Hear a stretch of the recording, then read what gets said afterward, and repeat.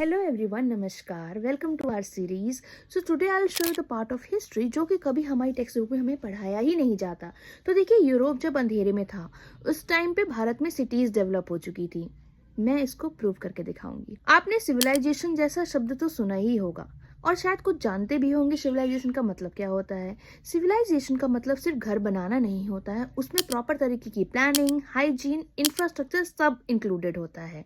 तो आज से लगभग 4500 ईयर पहले भारत में इंडस वैली सिविलाइजेशन डेवलप हो चुकी थी, जिसमें प्रॉपर तरीके का ग्रिड पैटर्न की road infrastructure, underground drainage system और हर घर में बाथरूम हाइजीन की फैसिलिटीज अवेलेबल थी। बट उसी टाइम पर यूरोप में ज़्यादातर लोग स्मॉल ट्राइबल सेटलमेंट में रहते थे। ना उनके पास प्रॉपर सेल्फ बाथरूम फैसिलिटीज थी और ना ही हाइजीन की कोई arrangement. This shows that India was far better than the European nation. इसके साथ साथ मोहनजोदारो और हड़प्पा के सीवेज सिस्टम आज भी आर्कियोलॉजिकल रिकॉर्ड्स में मेंशन है।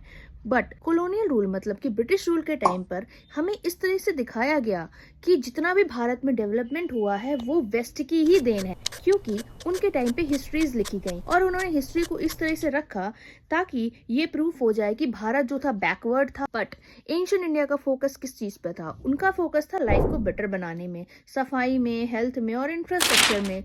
बात यह है कि इंडिया कभी पीछे था ही नहीं, बट उसकी कहानी कम बताई गई है। और फ्यूचर तभी स्ट्रांग होता है जब हम अपने पास्ट को समझते हैं। पूछिए कि क्या हमें जान के कमजोर बनाया गया है या हमें कमजोर दिखाया जा